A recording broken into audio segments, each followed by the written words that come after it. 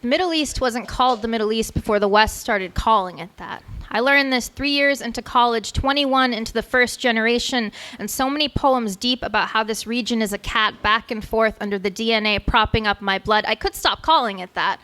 I could call it Mediterranean. I could call it kitchen counter in the sunlight, parsley straining in the sink. I could call it Abdul Halim Hafiz tuning my mother's heart from the radio. Teta's apples becoming vinegar under the sink. Jiddo's mountains swallowing the moon every morning. But why would we dignify the history books by letting them think all this remnant is art? The collection of small miracles I like to call home is just the pinking skin around a scab where once the earth was a mouth laughing, like lutes and molasses.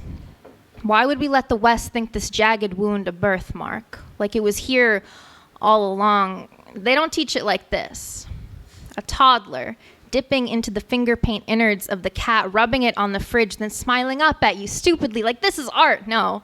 More like stupid cat for being a trusting predator, for sleeping belly exposed.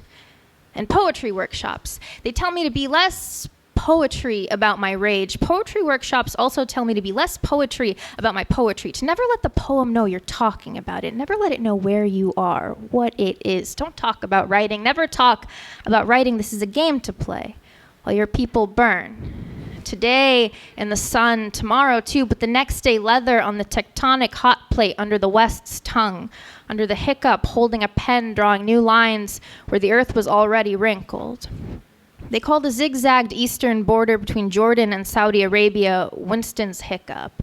Indeed, Churchill once boasted of his liquid lunch, of creating Jordan with the stroke of the pen one Sunday afternoon in Cairo. Are you joking? They tell me to be less phantoms wielding scalpels about all this, less filling but more cavity over the already boring down to the DNA held in my mouth when I speak. They tell me to just fucking say it. Sometimes there is nothing left to say. Sometimes there are just mountains struggling to breathe.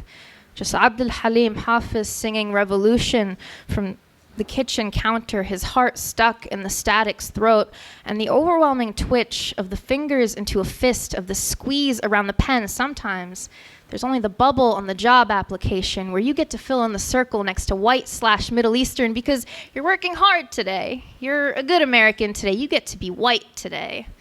You're white when you're behaving. You're a terrorist when you're angry. You're a liar when they wound you. You're a predator when you're backed into a corner.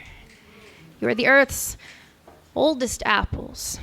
You are DNA becoming vinegar under the kitchen sink, venom under the tongue, something you didn't put there, something you'll always be spitting out.